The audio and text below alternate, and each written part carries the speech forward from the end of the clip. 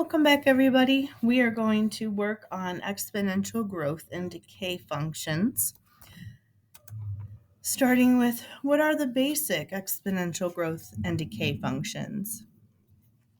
These are your basic equations. The difference between the growth and the decay is that because growth is increasing in value, we have plus r or plus the rate, and decay is decreasing in value, so we would have minus r or minus the rate. Remember that our rate is usually given in percent, and we have to change to decimal form. If I had, let's say, 6.4% decimal form, remember we moved the decimal 2 places to the left, and so that would be 0.064 or 64 thousandths. If we had 0.72%, moving that over twice, that decimal would be 0.0072. If we had 24%, there's no decimal here, but we know that the decimal is after the 4. It's just not written. So bring it to the left twice, and that would be 0.24 or 0.24 as a decimal. First, we want to talk about, though, how do I know if something is a growth or decay?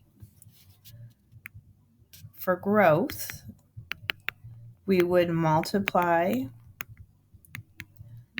y values by a constant factor that's greater than 1. Decay, I know it would seem like we would divide, but we don't actually divide these. Instead, decay is if we multiply y values by a constant factor that is between 0 and 1. So it would be a fraction of some kind. Let's say that we were looking at a problem and we saw that things were being divided by 3. Well, divided by 3 is the same as multiplying by a third. Dividing by 4 is the same as multiplying by a fourth. Dividing by 5 is the same as multiplying by a fifth. So whatever we feel we're dividing by, we would still write that as multiplication. We just take that and make it multiplying by a fraction instead. Looking at example A, I see that I'm adding 1 every time in the x value. So we know that part is constant. In the y value, 270 divided by 3 is 90. 90 divided by 3 is 30. 30 divided by 3 is 10. But remember, we don't actually write this as division. Instead, we'd say that this is multiplying by a third, multiplying by a third, and multiplying by a third. So this first one is decay because 1/3 is between 0 and 1. For letter B, we're adding 1 for the x's, so that's showing a constant rate of change there. On the y's, 5 times 2 is 10. 10 times 2 is 20. 20 times 2 is 40. So this would be exponential growth because we are multiplying by a factor greater than 1.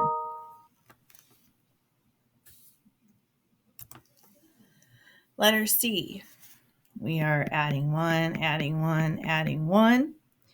Let's see, divide by 2, which is times a half, 12 divided by 2 is 6, so times a half. 6 divided by 2 is 3, so times a half. That makes this exponential decay because we are multiplying by a term between 0 and 1. Letter D for x, adding 1, adding 1, adding 1.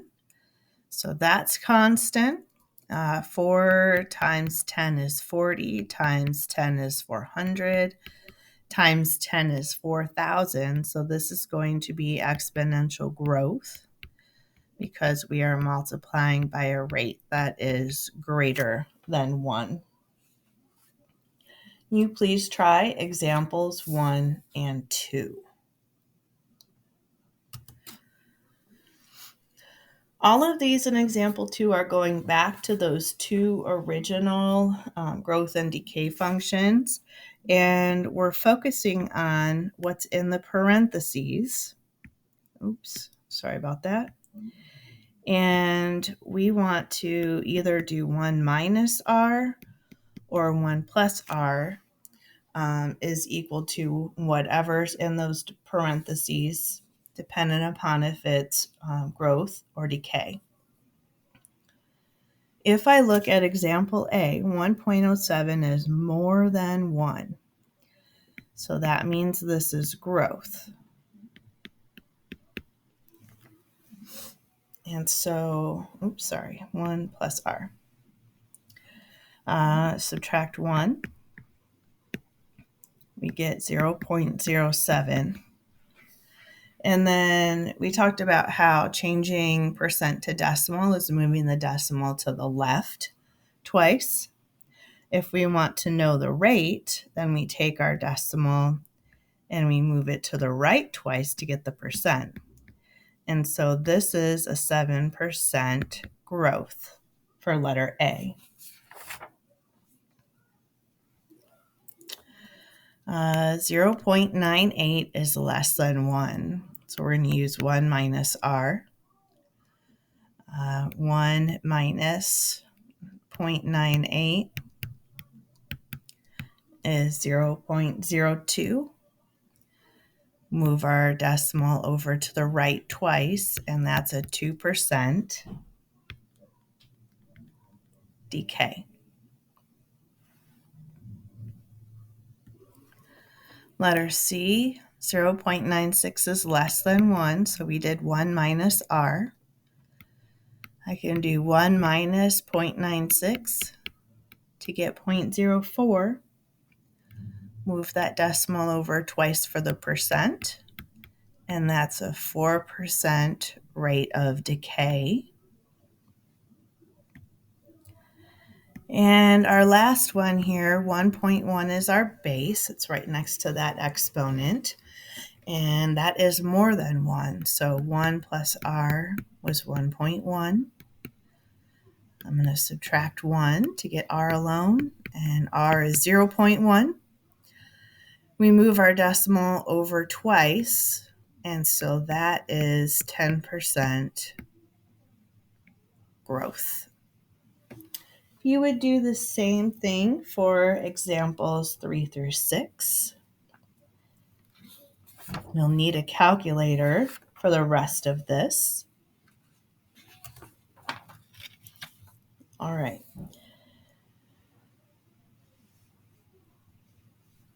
We have a car that is trying to find the value. So 0.85 says that this is going to be decay. And so this is exponential decay because 0.85 is less than 1. That means we're decreasing in value.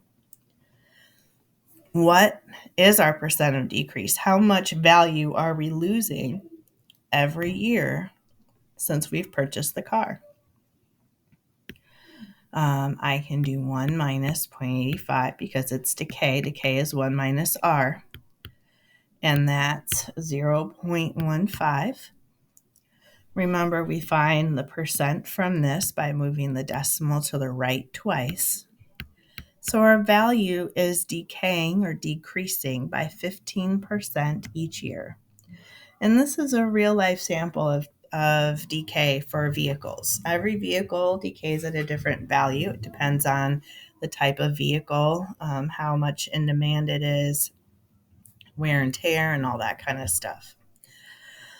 Approximate the value of the car 3 years after it's purchased. We have this equation up here, and t is time. So that means we're taking 0.2 or 25 times 0.85, and we're replacing t with 3.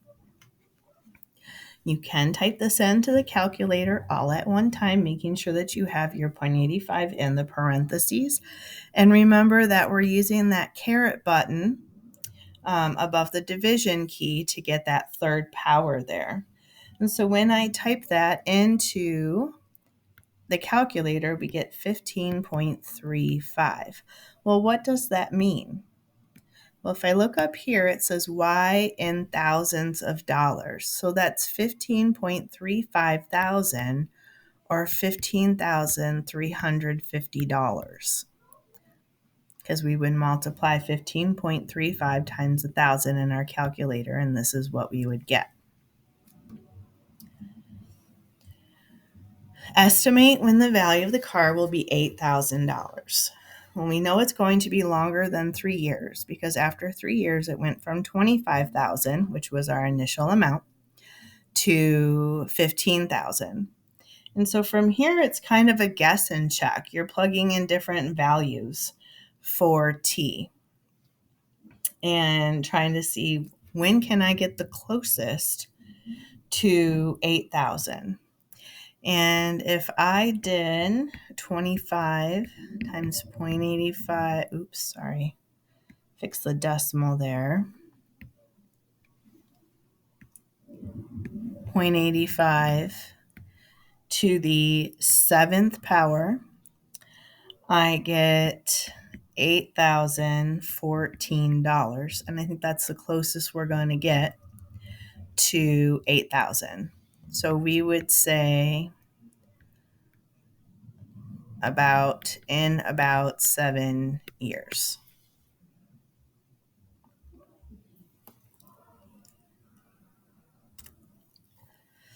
Tony is purchasing a rare guitar in the year 2000 that costs $12,000.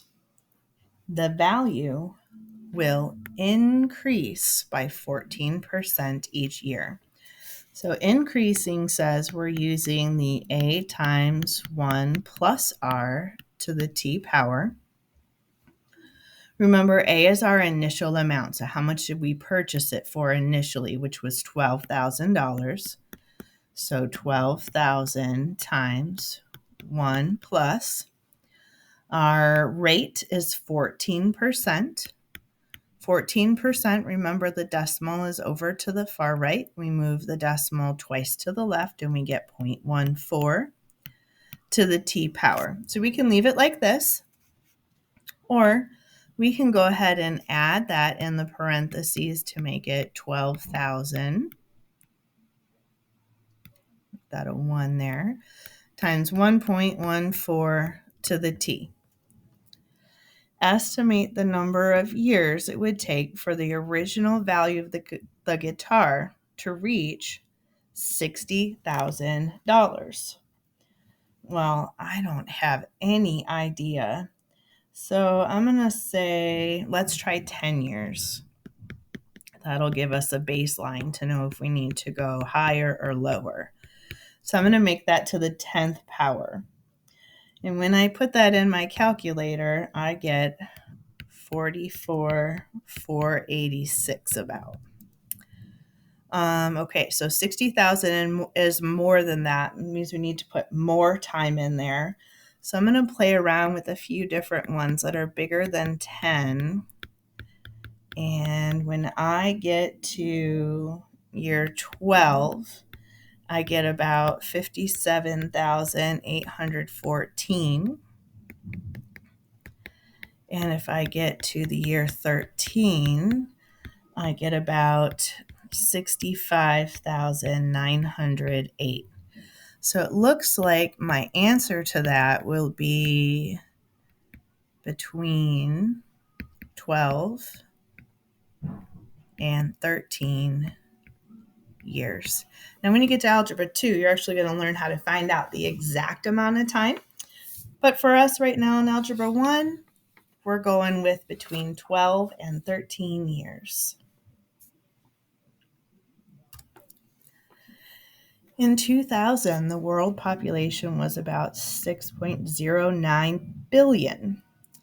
During the next 13 years, the world population increased by about 1.18% per year.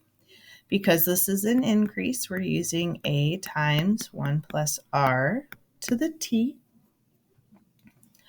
RA is 6.09 in billions, and our R is 1.18%.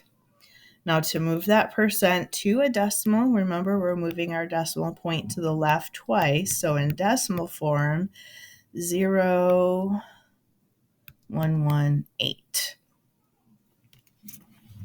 Filling in the equation then for that, 6.09 times 1 plus 0.0118 to the t. Or if you want to, you can go ahead and add those together to get 6.09, 1.0118 to the t power. Use our model to estimate the population of the world in the year 2010. 2010, remember we started this formula in the year 2000. So from the year 2000 to the year 2010, that's 10 years for time. So we're plugging 10 into the t in the equation that we just wrote. 6.09 times 1.0118 to the 10th power. Plop that in our calculator, and we get roughly about 7.28 billion people is the world's population in 2010.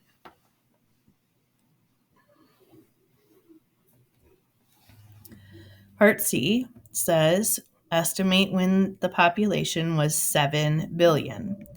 So again, we're taking our exponent, the t, and we're plugging in different values to find out when am I going to get to that 7 billion. I know that 10 years is too much.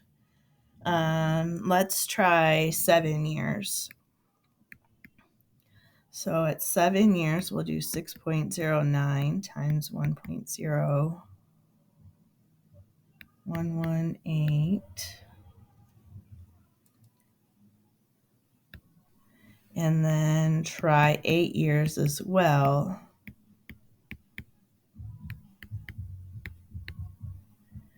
And it looks like we're going to get somewhere between 7 and 8 years, which would be 2007 and 2008.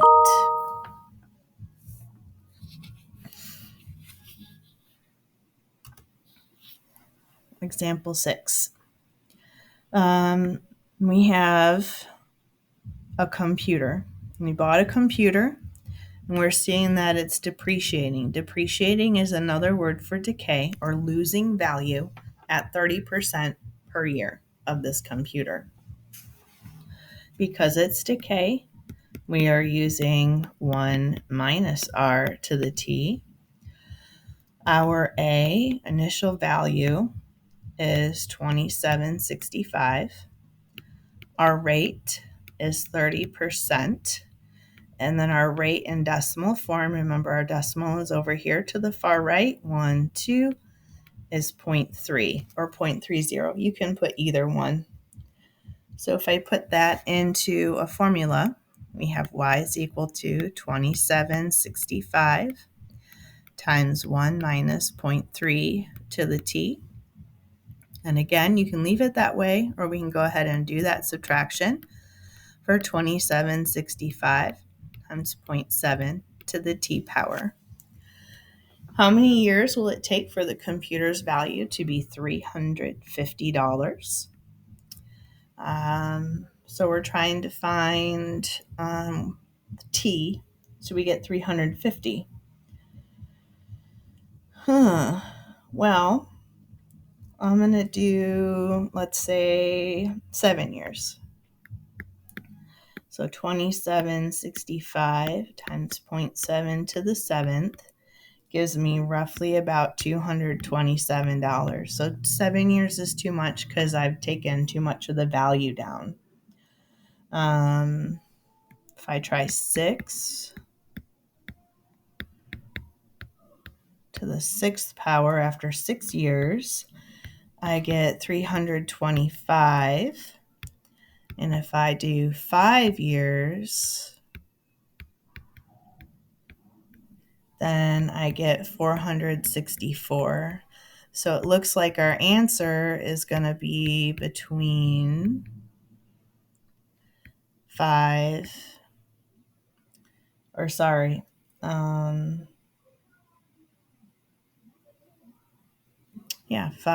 and 6 years. Because at 5 years, it's 464. At 6 years, it's 325, which is below. So somewhere in between that 5th and 6th year is when it'll be worth roughly about 350. Now that we've talked about basic growth and decay, we could talk about compound interest. We use compound interest quite a bit, especially when we're talking about finances, loans, and interest rates for deposits and money markets and stocks and bonds and things. You have this compound interest formula. And here's what all of those mean. The key things here, how do I know when I'm going to use this formula? Use when compounding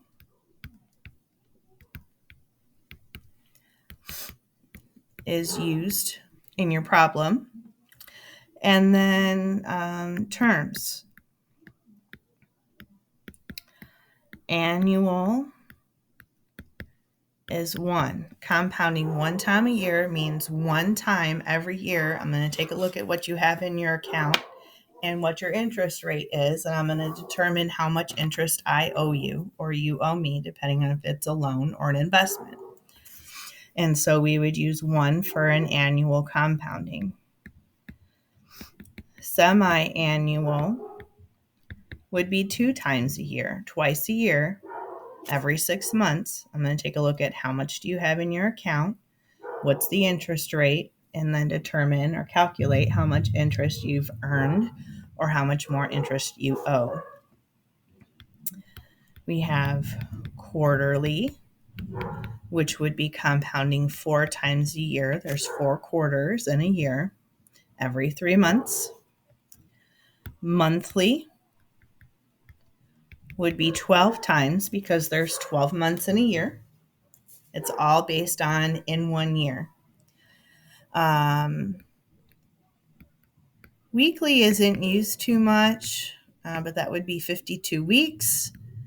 And then for daily, they use 365 days. And so those are all the different terms that could possibly be used for compounding.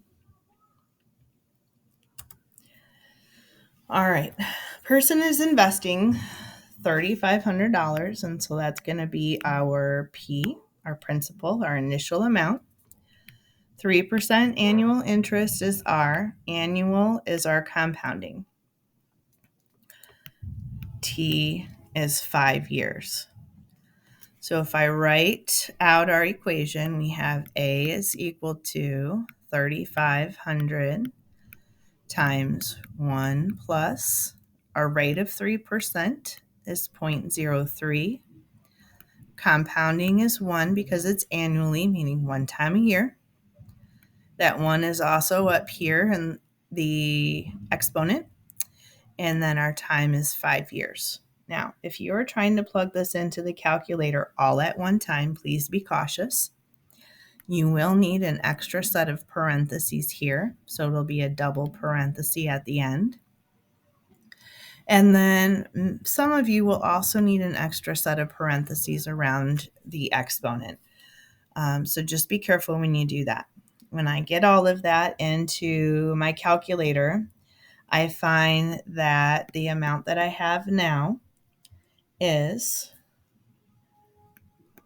$4,057.46. Remember, we always round the pennies up.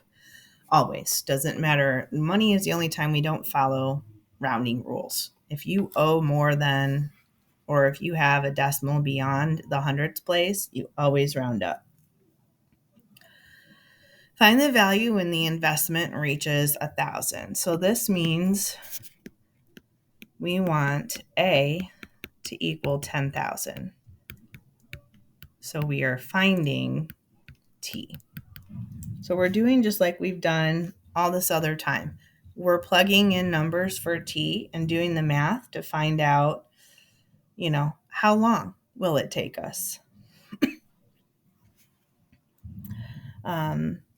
So let's see. I am going to put in, because it usually takes us a really long time, especially at 3% interest, to go from 3,000 to 10,000. So I think I'm going to start at 30 years. So 3,500 times 1 plus 0.03 over 1 to the 1 times 30 power. When I do that, I get roughly about $8,495 or $8,495. So that's getting closer, and that was at 30 years. Let's try 35 years. 3,500 times 1 plus 0.03 over 1 to the 1 times 35. And we get $9,848. That's closer. So it looks like our answer then would be probably between 35 and 36 years. It's a long time to leave that in there, but with such a low interest rate, that's why people say start investing early. Letter B, we have a new account where we are investing $200. That's our principal. This is our rate of 6.25%. And we want to know when that $200 is going to get to $5,000. And so that's going to be our A value. Well, that's a lot. That's a lot of growth. So I'm going to go all the way up to, let's try 50 years. 2,000. Oh, annual. So our N is 1. 1 plus 0.0625 over 1 to the 1 times 50th power. And we get roughly about $4,144.55.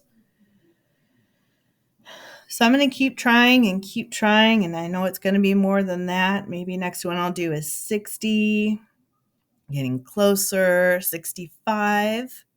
65 is a little too much, and so we'll say between 64 and 65 years is when we can get $200 to be roughly about 5,000.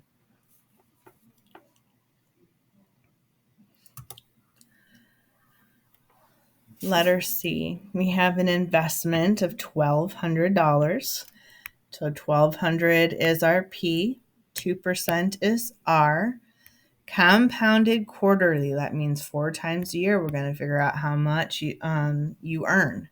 And quarterly, remember, is 4, and 20 years would be our T.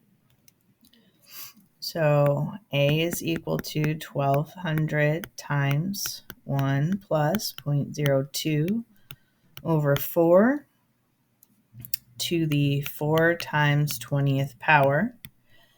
And that will get us $1,788. 41 cents. Find when the value of the investment reaches $1,500. So we want A to be 1,500. Well, we know 20 years is too much because that's already more. Let's try 10 years. So 1,200 times 1 plus 0.02 over 4 to the 4 times 10. And that's going to get us $1,464.96. It's getting close. Let's try 11 years. So when T is 11, we get roughly about 1,494.48. So it looks like our answer is going to be between 11 and 12 years.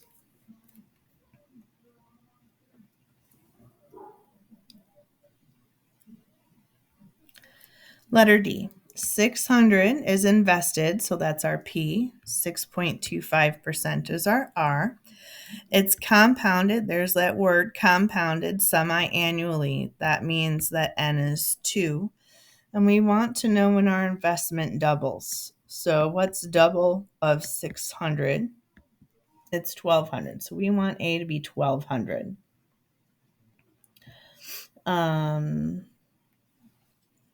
So if I'm filling this out, we've got 600 times 1 plus 0.0625 over 2 to the 2 times. Let's start at 10 years. And when I do 10 years, I get roughly about 11, 10, and 28 cents. So then if I did 11 years,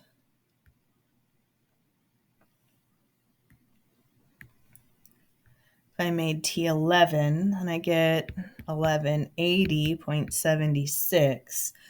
So it looks like my answer will be between 11 and 12 years.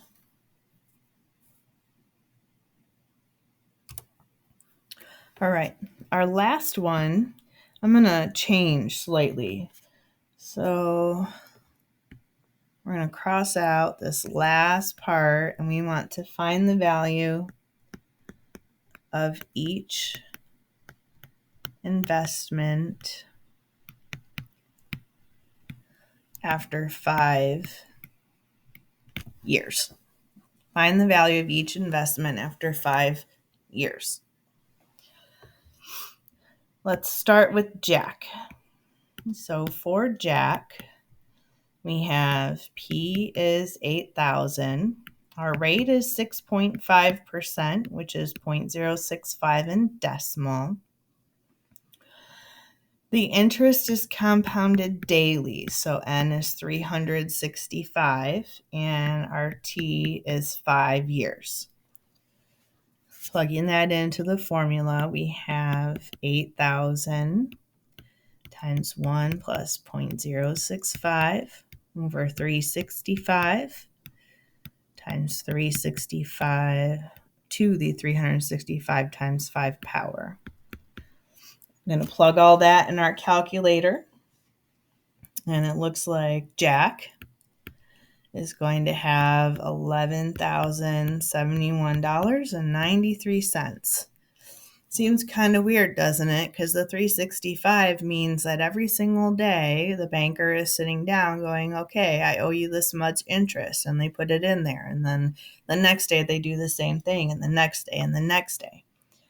But it doesn't end up to add to a whole lot of difference. So let's try Jill. Jill's investment is $9,000. The rate is 5.9%, which is 0.59 in decimal form. It is compounded monthly, so N is 12. And we're still doing 5 years. So Jill is investing more, but she's earning a lower interest rate. and not compounding as often, only 12 times instead of 365 times.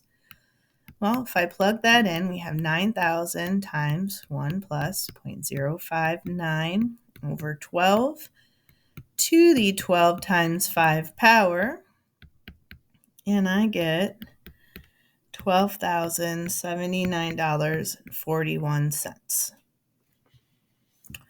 So Jill does still earn more money, but really, in the grand scheme of things, not much more. That's the end of our 6.4 notes. Thanks so much for joining me, everybody. I hope you have a wonderful rest of your day.